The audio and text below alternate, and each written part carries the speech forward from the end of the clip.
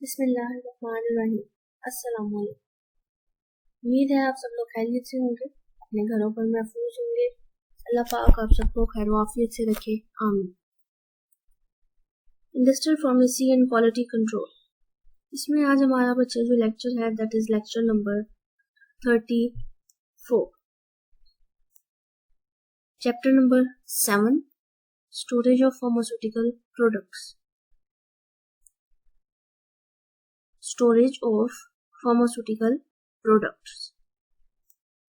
Notes आप लोग अपने जो लेक्चर रजिस्टर्स हैं वो अपने पास रखेंगे। मैं जस्ट पॉइंट्स यहाँ पर मैंने मेंशन किए हैं उनको मैं आपको गो थ्रू करवाऊंगी आपके लेक्चर रजिस्टर में से, ठीक है। तो अपने नोट्स आप लोग खोल लीजिए। Chapter 7, storage of pharmaceutical products.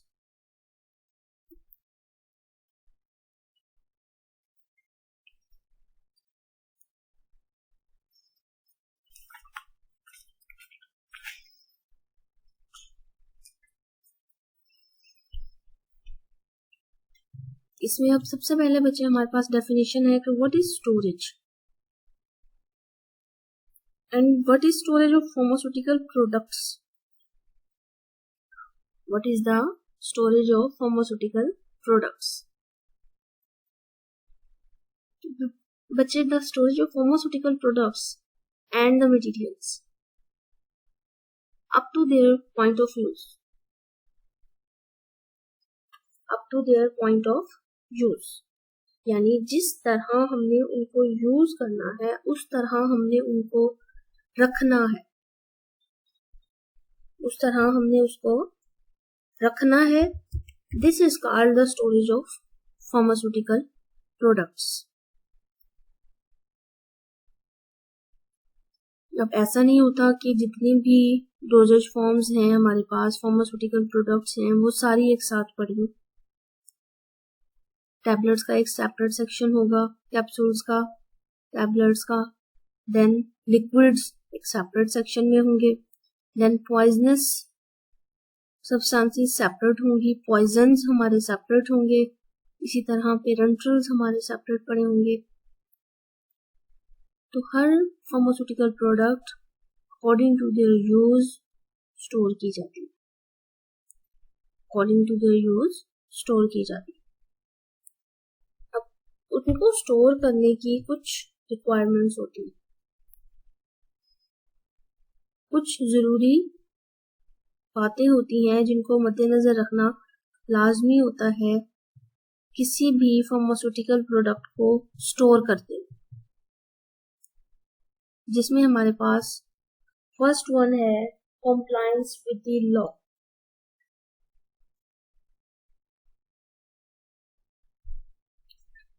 Compliance with the law.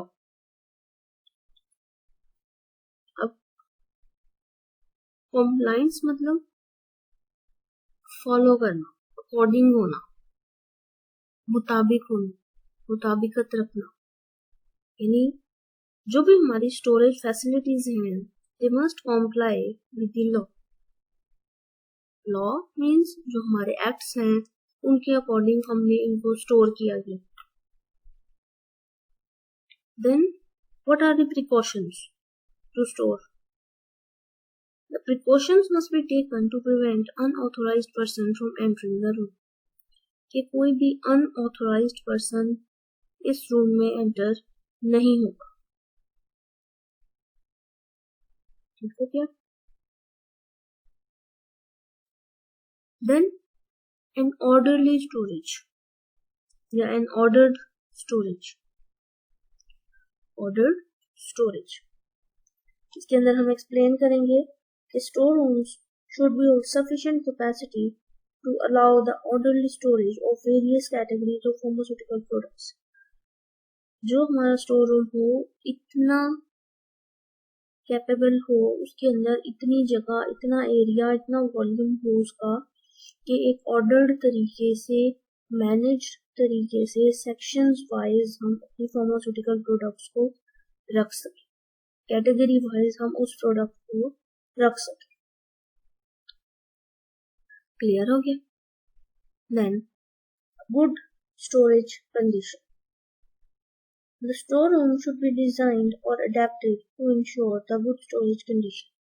जो स्टोर रूम है इस तरह से डिजाइन हो, इस तरह से अडेप्ट किया गया हो कि वो स्टोरेज कंडीशंस को गुड यानी अच्छी स्टोरेज कंडीशंस को फॉलो करे, अच्छी स्टोरेज कंडीशंस को वो फॉलो करे।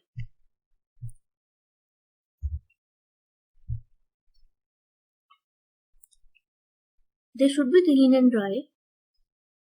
They should be clean and dry and maintained with the acceptable temperature and humidity limits. और इनको एक खास टेम्परेचर पर, खास ह्यूमिडिटी के ऊपर रखा जाएगा। ठीक है, क्लीन रखा जाएगा, ड्राई रखा जाएगा। क्लियर हो गया? तो स्टोरेज कंडीशंस जो हैं वो हमारी इतनी अच्छी होनी चाहिए कि हम अपनी प्रोडक्ट को अच्छे तरीके से एक अडेप्टेबल एनवायरनमेंट के अंदर स्टोर कर सके। मतलब उसको ड्राई होना चाहिए, उसको क्लीन होना चाहिए और मेंटेन होना चाहिए within the acceptable temperature and humidity limit. ठीक है, then there is a clean area.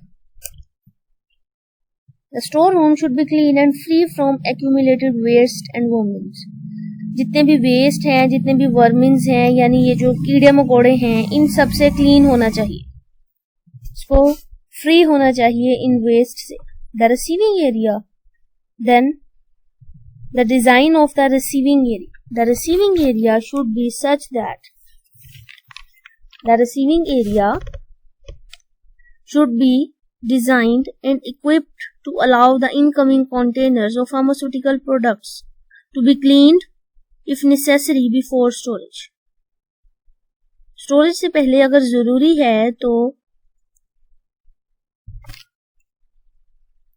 जो हमारा रिसीविंग एरिया है उसका डिजाइन, उसको इस तरह से इक्विप्ड रखा जाएगा कि जब भी कोई कंटेनर आए फार्मास्यूटिकल प्रोडक्ट का, उसको पहले क्लीन किया जा सके, उसको पहले क्लीन किया जा सके स्टोरेज से पहले। Then there is a dedicated area that are subjected to appropriate additional safety. तो proper handling and proper storage means जो हमारी फार्मास्यूटिकल प्रोडक्ट्स हैं उनको इस तरह से हमने स्टोर करना है कि उनके अंदर कंटेमिनेशन ना आए। ठीक है, उनके अंदर क्रॉस कंटेमिनेशन ना आए, यानी ना तो वो खुद खराब हो और ना ही किसी दूसरी प्रोडक्ट के जरिए खराब हो या उसको खराब करें। ठीक है, क्रॉस कंटेमिनेशन ना हो, ना कंटेनर का ड्रग के साथ, ना ड्रग का कंटेनर के साथ, और ना ही कंटेनर का दूसरे कंटेनर के ड्रग के साथ कोई रिएक्शन हो। ठीक है, और इसके अलावा मिक्स ना हो। तो ये सारी चीजें प्रॉपर हैंडलिंग में आ जाएंगी।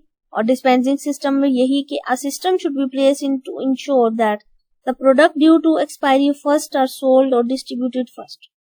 कि ऐसी प्रोडक्ट्स जो के नियर टू एक्सपायरी हैं उनको हमने जल्दी सोल्ड आउट करना है। इसके लिए क्या करते हैं, ये रोटेशन करते हैं प्रोडक्ट्स की। जैसे एग्जांपल आपको मैंने पहले भी बताई है, एक ब्रेड आप मार्केट से खरीदने जाएं तो बेकरी पर हमारी कोशिश होती है कि हम जो आगे आगे स्टॉक है उसमें से लें, वो फ्रेश है, बट ऐसा नहीं होता। रीजन क्या है कि जैसे जैसे टाइम लिमिट कम होती जाती है चीजों की एक्सपायरी की, लाइक एक ब्रेड है वो 3 दिन पहले आई है, उसको जल्दी सेल आउट होना चाहिए because with in a day वो एक्सपायर हो जाएगी। एक ब्रेड हमारे पास 2 दिन पहले आई है, उसको भी जल्दी सोल्ड आउट होना चाहिए। ऑब्वियसली 3 दिन वाली से बाद, लेकिन जल्दी होना है इसलिए हम उसको रखते हैं पहले। जो आज फ्रेश आया होगा उसको सबसे लास्ट में रखते हैं बिकॉज अभी उसकी एक्सपायरी दूर है, तो उसको आगे रखने की जरूरत नहीं है। और हमारी कोशिश होती है कि हम जब जाएं मार्केट से तो हम जो डिस्प्ले पे आगे आगे चीजें पड़ी हैं हम उसमें से खरीदें, हम उसमें से चीजें खरीदें, लेकिन ऐसा नहीं करते। ठीक है, इसी तरह से हमारी प्रोडक्ट्स के साथ होता है, फार्मास्यूटिकल प्रोडक्ट्स के साथ, के नियर टू एक्सपायरी जो होती हैं उनको इस तरह से रखा जाता है कि वो जल्दी सेल आउट हो।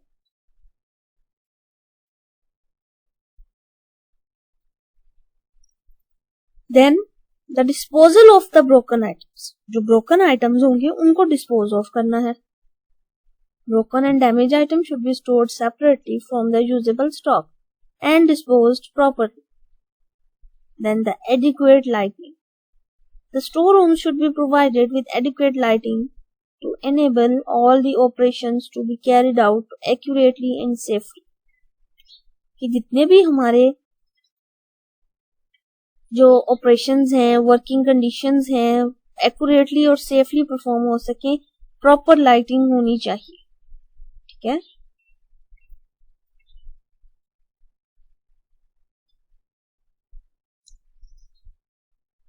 Then maintenance.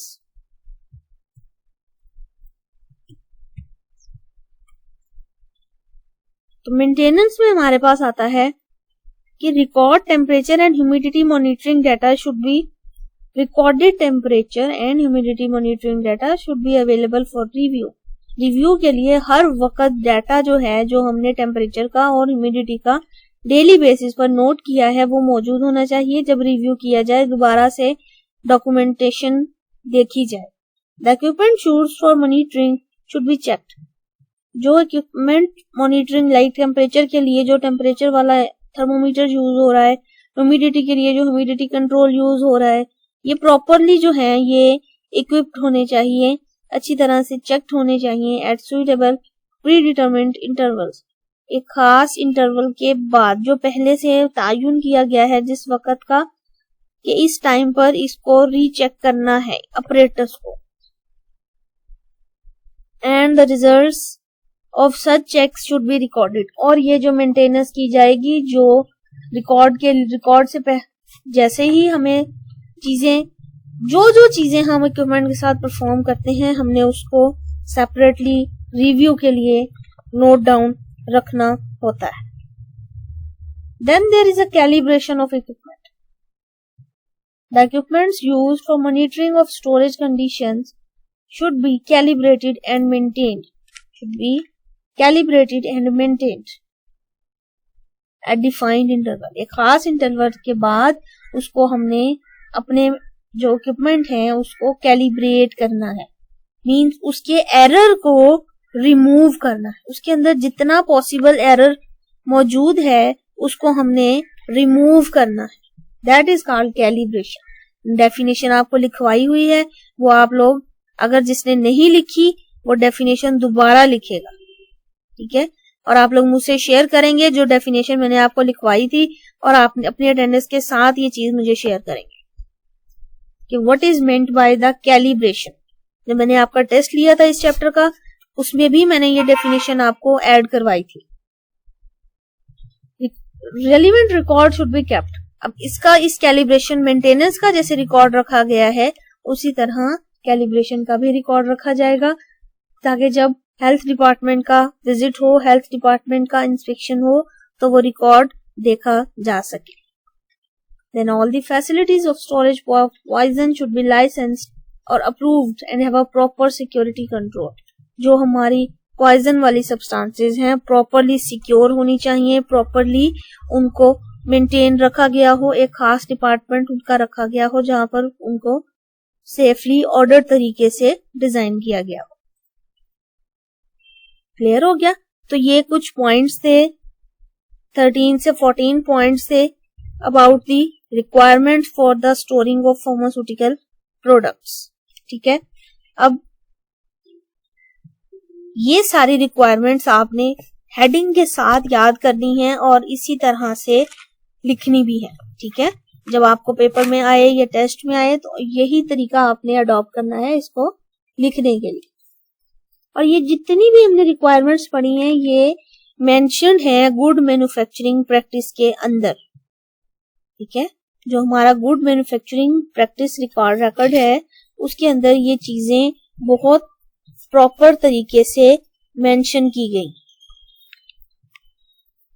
ठीक हो गया. तो ये था हमारा रिव्यू अबाउट चैप्टर नंबर 7. ठीक है.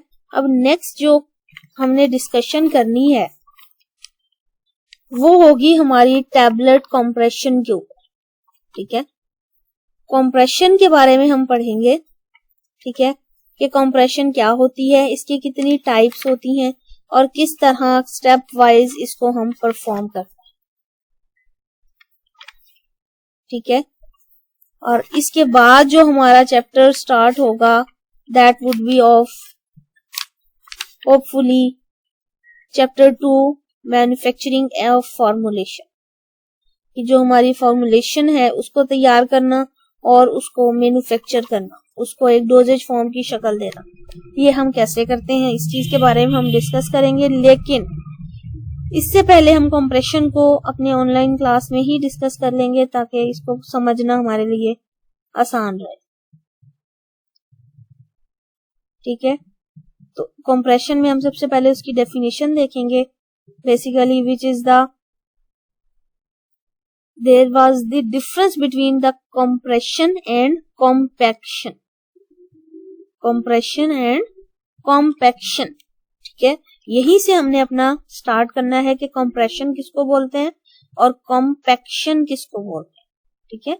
एक चीज होती है कंप्रेस और एक चीज होती है कॉम्पैक्ट, ठीक है। अब ये क्या है, इसका मतलब इसको हम स्टडी करना स्टार्ट करेंगे, फिर हम इंपॉर्टेंस देखेंगे कंप्रेशन की, टाइप्स देखेंगे कि कितनी टाइप्स का कंप्रेशन प्रोसीजर हम परफॉर्म कर सकते हैं, जिसमें हम डायरेक्ट कंप्रेशन को देखेंगे, ठीक है। उसके डिफरेंट स्टेप्स देखेंगे किस तरह डायरेक्ट कंप्रेशन परफॉर्म की जाती है। देन हम मेथड्स देखेंगे कंप्रेशन के, जिसके अंदर टैबलेट्स को बनाते हुए हम जो मेथड्स अडॉप्ट करते हैं which is wet granulation, dry granulation and direct compression. Tablet बनाते हुए कंप्रेशन परफॉर्म किया जाता है, लेकिन मेथड 3 है कि हम या तो डायरेक्ट कंप्रेशन कर देते हैं या पहले वेट ग्रेन्युलेशन करते हैं फिर कंप्रेस करते हैं, ड्राई ग्रेन्युलेशन करते हैं फिर कंप्रेस करते हैं। तीनों तरीके से हम इसको देखेंगे और कॉमन स्टेजेस जो द मोस्ट इंपॉर्टेंट पॉइंट इसको हम स्टडी करेंगे कि किस तरह कंप्रेशन का अपरेटस जो है वो वर्क करता है, ठीक है।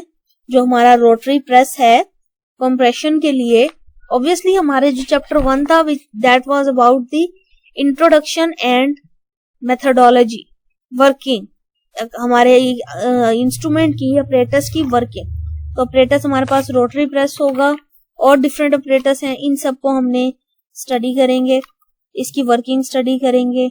सिंगल पंच टैबलेट प्रेस हम देखेंगे, फिर हम मल्टी स्टेशन रोटरी प्रेस या टैबलेट प्रेस देखेंगे, ठीक है। विद डायग्राम इनको हम स्टडी करेंगे,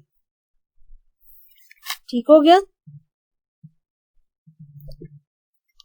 तो ये आपने अपना लेक्चर जो है कल उसको लाजमी एक बार पढ़कर फिर लेक्चर सुनना है, ठीक है। पढ़कर फिर लेक्चर सुनना है और कोशिश करनी है कि इस लेक्चर जो हम नेक्स्ट लेंगे उसको अब एक बार दोबारा लिख लें। खास तौर से वो पॉइंट्स जो मैं आपको कहूंगी कि ये पॉइंट्स इंपॉर्टेंट हैं, इनको आप राइट डाउन करें, जिसमें स्टेजेस आ जाएंगी हमारे पास, सिंगल और मल्टी स्टेशन रोटरी प्रेस आएगा, तो इनको आपने एक बार जरूर नोट डाउन करना है, डायग्राम लाजमी बनानी है, ठीक है।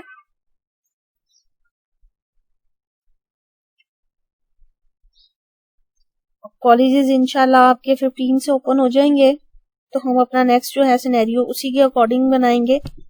टेस्ट स्केड्यूल मैं आपसे कल शेयर कर दूंगी आपका, ठीक है, जिनको हम फॉलो करेंगे और इंशाल्लाह साथ ही हम अपने प्रैक्टिकल्स को भी परफॉर्म करना कोशिश करेंगे, हम उसको भी राइट डाउन करना स्टार्ट कर दें कल नेक्स्ट अपने सेशन, ठीक है। Thank you so much, Allah Hafiz.